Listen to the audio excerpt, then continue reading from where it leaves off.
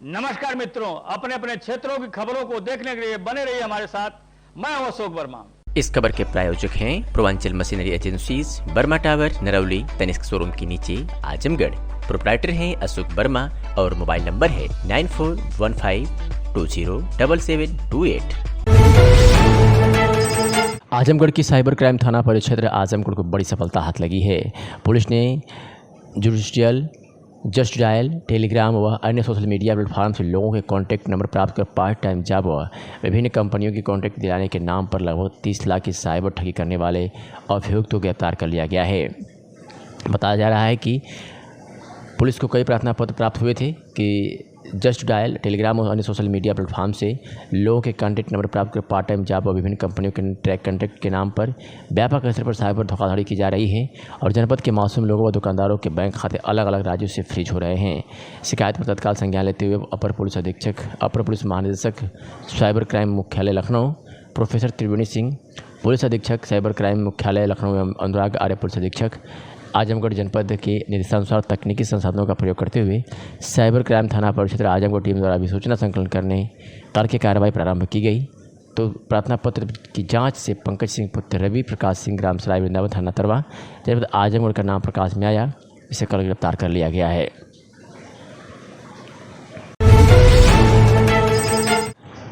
आजमगढ़ की सगड़ी जैनपुर कोतवाली क्षेत्र पर तैनात सेवानिवृत्त व्यवसायी की आयोजित हुई विदाई समारोह में जैनपुर कोतवाल ने माल्यार्पण कर रामायण पुस्तक को छाता देकर भावभीनी विदाई दी। जानकारी के अनुसार जैनपुर थाने पर 13 फरवरी को तैनात एसआई अरविंद कुमार सिंह की 13 अगस्त 2023 को सेवानिवृत्त होने के बाद सोमवार की शाम 4 बजे जैनपुर कोतवाली पर भावभीनी विदाई दी गई। इस दौरान जैनपुर कोतवाल ने सेवानिवृत्त एसआई की कर्तव्य निष्ठा व कार्यकुशलता की प्रशंसा कर अन्य लोगों को सीख लेने के लिए प्रेरित किया। इस दौरान जैनपुर कोतवाल यादवेंद्र पांडे ने माल्यार्पण कर रामायण पुस्तक को छाता देकर भावभीनी विदाई की। अपराध निरीक्षक अमित त्रिपाठी, जैनपुर एसआई देवेंद्र सिंह सहित दर्जनों पुलिसकर्मियों व थाने पर तैनात सिपाहियों ने माल्यार्पण कर भावभीनी विदाई की।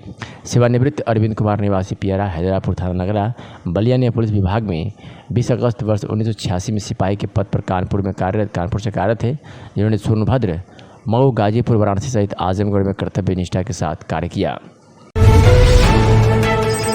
आजमगढ़ की थाना रौनापार क्षेत्र से खबर है, जहां रौनापार थाना क्षेत्र के पांडेपुर गांव में कुछ लोगों द्वारा धारदार हथियार से एक महिला की हमला कर हत्या कर दी गई है।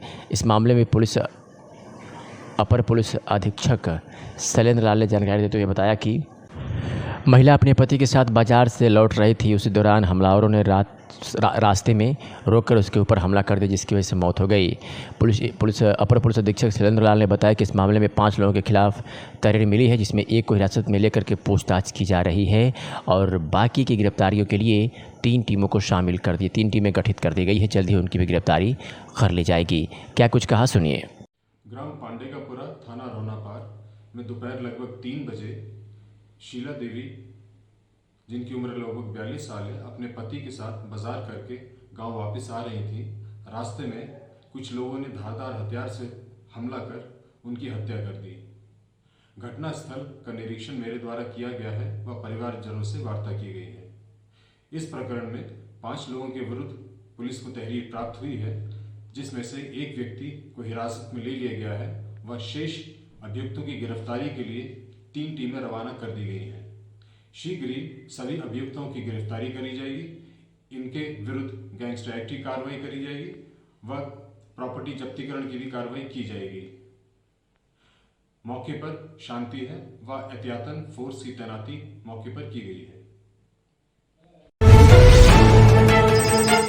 और एक खबर उत्तर प्रदेश के भदोही जनपद से है, जहां मेरा माटी मेरा देश के तहत चलाए जा रहे अभियान में भारतीय जनता पार्टी गोपीगंज इकाई ने राष्ट्रीय व्यापी कार्यक्रम मेरा माटी मेरा देश अभियान के तहत अमृत कलश में पवित्र मिट्टी व अक्षत संग्रह शुरू किया। इस दौरान कार्यकर्ताओं ने भारत माता की जय व वंदे मातरम का उद्घोष कर तिरंगा लहराया। अभियान का शुभारंभ करते हुए भाजपा नेता गगन गुप्त ने अपने घर से अमृत कलश में अक्षत मिला। नगर में हर घर व हर वर्ग से अमृत कलश में मिट्टी व अक्षत संग्रहित किया गया।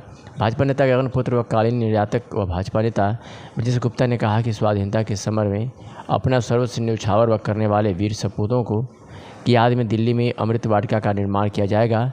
पीएम मोदी के इस संकल्प को पूरा करने के लिए देश के प्रत्येक गांव व नगर के घर घर से पवित्र मिट्टी व अक्षर एकत्रित किया जा रहा है। कहा कि आज़ादी की इस कार्यक्रम के तहत सामूहिक जन भागीदारी के जरिए हम भारत को एक विकसित देश बनाने, गुलामी की मानसिकता को ख़त्म करने, अपनी समृद्धि विरासत पर गर्व करने, एकता और एकजुटता बनाए रखने, एक देशभक्त नागरिक के रूप में ध्यान केंद्रित करते हुए पंच प्रण की प्रतिज्ञा ले सकते हैं। कार्यक्रम में मंडल अध्यक्ष अश्विनी अग्रवाल, राहुल चौबे, प्रदीप जायसवाल, गोपाल अग्रवाल व अन्य शामिल रहे। राधे कृष्णा, जय श्री राम। मैं सीमा मीना, पत्नी सचिन मीना। भारत और पाकिस्तान में मैच हुआ, उसमें भारत की जीत हुई। मैंने पहले भी प्रार्थना की थी कि हमारी जीत होगी और हमारी जीत हुई। इस देश की जीत हुई, पूरे भारतीयों की जीत हुई। इसकी बधाई सबसे पहले मैंने अपने प्यारे भाई डॉक्टर AP सिंह को दी फ़ोन करके, क्योंकि वो बिज़ी रहते हैं, इसलिए हमने फ़ोन करके उनको बधाई दी। पूरे देश को बधाई, पूरे देश के भारतीयों को बधाई, जो देश से बाहर रहते हैं उन भारतीयों को बधाई जीत की। इस देश के भारतीयों और इस दुनिया में जहाँ भी रहते हैं भारतीय, उन सब की जीत हुई, हमारी जीत हुई, हमारे देश की जीत हुई। हिंदुस्तान जिंदाबाद, विराट कोहली जिंदाबाद। आजमगढ़ के बिलैसा स्थित FCI food corporation of India के कार्यालय व गोदाम पर मंगलवार को दिन में मीडिया विजिट व कार्यशाला को आयोजित कर प्रबंधक ब्रजेश कुमार त्रिपाठी ने केंद्र सरकार की योजनाओं को लागू करने के संबंध में FCI में बढ़ाए गए पारदर्शिता के बारे में विस्तार से जानकारी दी। FCI के प्रबंधक ब्रजेश कुमार त्रिपाठी ने बताया कि केंद्र सरकार की कई कल्याणकारी योजनाएं जैसे NFSA, PM पोषण, ICDS से संबंधित खाद्यान्नों की यहाँ सप्लाई की जाती है। केंद्र सरकार की मंशा है कि जो भी खाद्यान्न से संबंधित जानकारी है उसमें पारदर्शिता बरती जाए और लोगों के सामने आंकड़े आएँ जिसमें भ्रष्टाचार ना पनपे पर और लोगों को खाद्यान्न की स्थिति के बारे में ज़्यादा से ज़्यादा जानकारी मिले। सुनते ही ब्रजेश कुमार त्रिपाठी ने क्या जानकारी दी। मेरा नाम पवन प्रकाश है। मैं यहाँ प्रबंधक गुण नियंत्रण के पद पर कार्यरत हूँ और मेरा प्रमुख कार्य जितने भी हमारे गोदाम में खाद्यान्न रखे जाते हैं और जो भी वितरित किए जाते हैं उन सारे की गुणवत्ता को सही रखना और वो सही गुणवत्ता पूरक जो भी खाद्यान्न है वो गोदाम के बाहर जाए, और यही हमारा प्रमुख कार्य है। किसी भी तरह का खाद्यान्न में किसी भी तरह का कोई भी किसी भी प्रकार के कीड़े या किसी भी तरह के क्षतिग्रस्त अन्न जो है वो बाहर न जाने पाए, उसका समुचित रखरखाव किया जाए।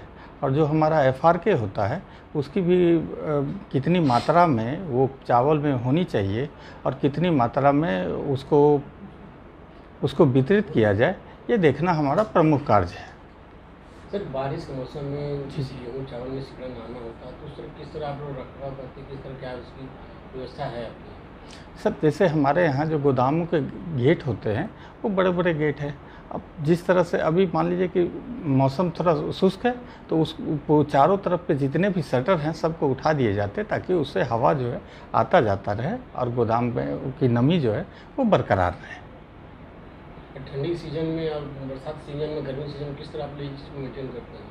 सर, उसका प्रमुख ये है कि एक तो हमारे गोदाम का जो निर्माण है वो इस तरह से किया गया है कि भाई नमी है और वो जो है सुरक्षित रहे, और उसका मेन काम जो है हमारा वो शटर को जो है उसके दरवाजे जो हैं वो कब खुले रखने हैं, कितने देर खुले रखने हैं, इन बातों पर वो निर्भर करता है। अक्सर ऐसा देखा जाता है गोदामों में चावल और गेहूँ बरसात के मौसम में ज़्यादातर बाहर भीगे रहते हैं, तो आप कैसे आश्वस्त करेंगे कि आपके यहाँ से पूरी तरह उसको मेंटेन रखा जाए? सर, हमारे यहाँ जो भी आता है, जो प्रमुखतः वो जो रेल मार्ग से आती है तो वहाँ पर हमारी सारी व्यवस्थाएं होती है, तिरपाल होता है और जो अनलोडिंग के दरमियान जो होता है उस पर हमारे स्टाफ रहते हैं जो इस बात का 100% वो ख्याल रखते हैं कि खाद्यान्न किसी भी तरह से भीगने न पाए और उसी खाद्यान्न को हम सुरक्षित कर रखते हैं। हाँ, मेरा नाम ब्रजेश कुमार त्रिपाठी है। मैं भारतीय खाद्य निगम में प्रबंधक के पद पर कार्यरत हूँ और मैं वर्तमान में भारतीय खाद्य निगम आजमगढ़ FSD आजमगढ़ में मैनेजर DP के पद पर कार्यरत हूँ। आज सर किस तरह का मीडिया विजिट रखा गया?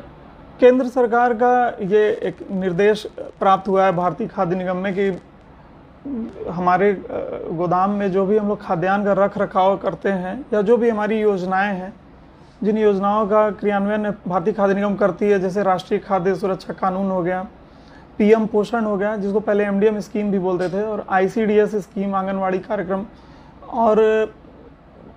और खाद्यान्न का मूल्य नियंत्रित करने के लिए, जैसे गेहूं का दाम अभी थोड़ा बढ़ रहा है, उसको नियंत्रित करने के लिए हम OMSS open market sale scheme के तहत भी गेहूं दे रहे हैं। तो इन सारी योजनाओं से संबंधित जानकारी आप मीडिया को देने के लिए तथा कुपोषण को मिटाने के लिए FRK खाद्यान्न जो हम लोग इशू कर रहे हैं उसके संबंध में जानकारी देने के लिए तथा भ्रष्टाचार मिटाने के लिए और पारदर्शिता बढ़ाने के लिए भारत सरकार और भारतीय खाद्य निगम क्या क्या कदम उठा रही है, इन सब चीज़ों को विस्तृत विवरण आप लोग को उपलब्ध कराने के लिए, ताकि पब्लिक डोमेन में सारी सूचनाएं रहें, इसलिए जो है मीडिया विजिट कराने का कार्यक्रम रखा गया है।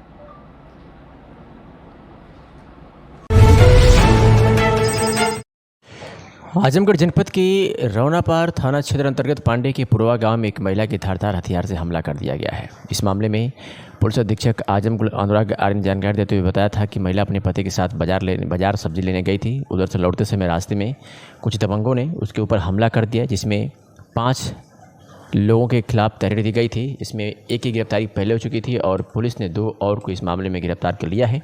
पुलिस अधीक्षक ने ये भी बताया कि आगे जो बाकी अन्य लोग हैं उनकी भी गिरफ्तारी के लिए टीम गठित कर दी गई, जल्द ही उन्हें गिरफ्तार कर लिया जाएगा। और क्या कुछ कहा पुलिस अधीक्षक अनुराग आर्य ने, आप सुनिए।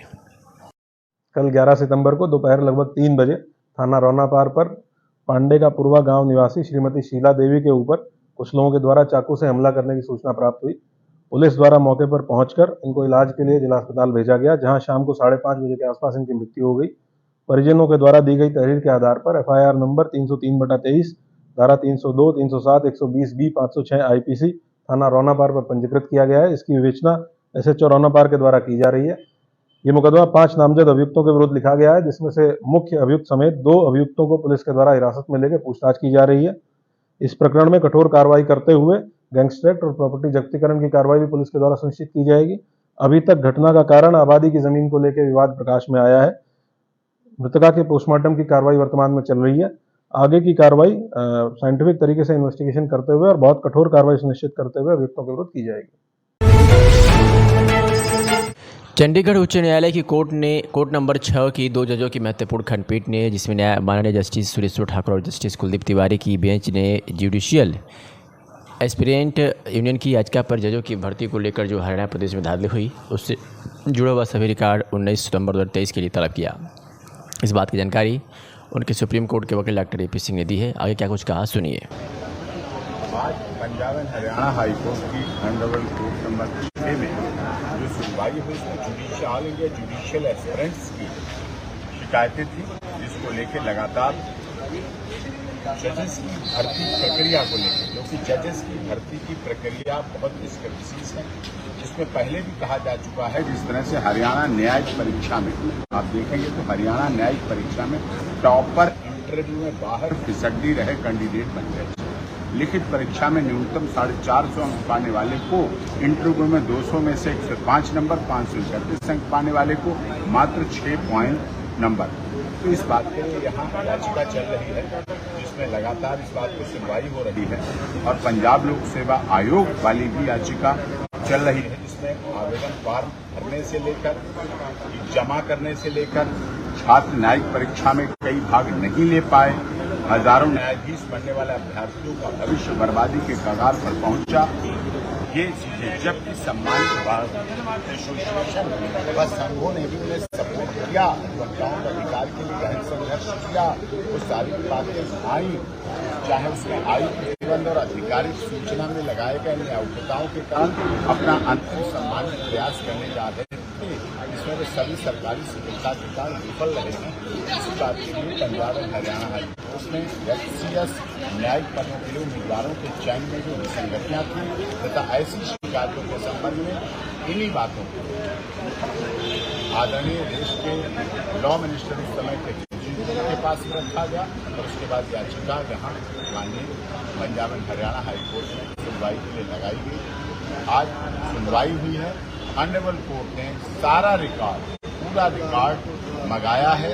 मंगलवार के लिए 19 सितंबर के लिए सारा रिकॉर्ड मंगाया गया है और उसी दिन ये भी सुनवाई होगी। और पंजाब की नियुक्ति के लिए जो कार्य उस पर भी सुनवाई हुई।